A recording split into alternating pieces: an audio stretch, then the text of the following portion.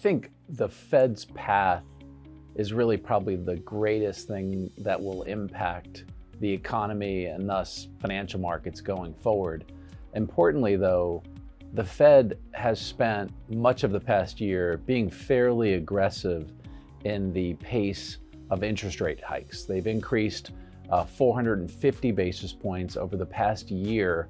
And right now, we expect 3 additional interest rate hikes of 25 basis points each.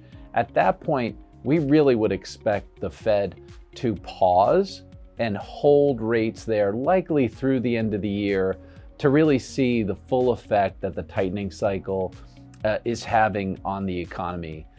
Now, certainly there are things that could derail that projection, principally the strength of the underlying economy and whether or not the disinflationary trend that's already been established continues and enables to inflation to get closer to the Fed's longer-term target of 2%. So those are the key dynamics that we think are at play regarding the Fed and interest rates.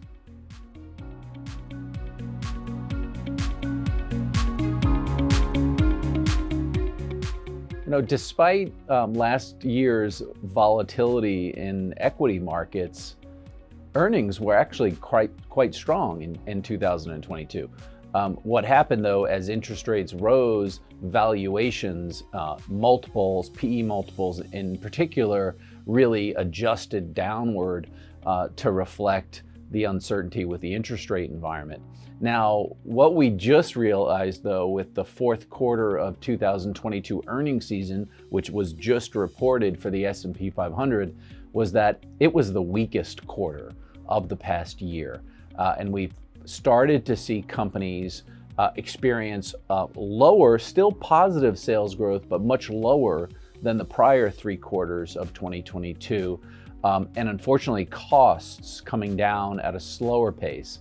As a result, we saw a degradation in operating margins, declining from the peak level of 17.7% down to 16.1%. Still very healthy overall profit margins, but really reflecting the much more difficult time companies are having generating revenue growth with this still elevated cost backdrop.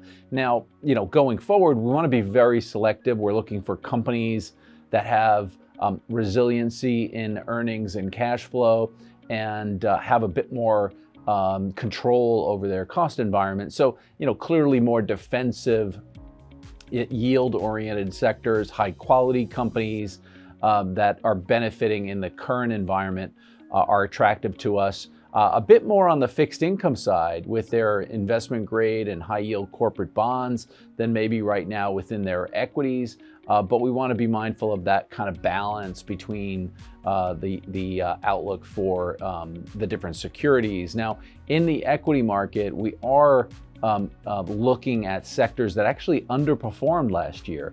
And while it's still a little early and we haven't moved meaningfully back into equities, that's an area as we get greater confidence in the economy going forward, we'll start to increase our holdings within equities in areas like financials, technology, and industrials.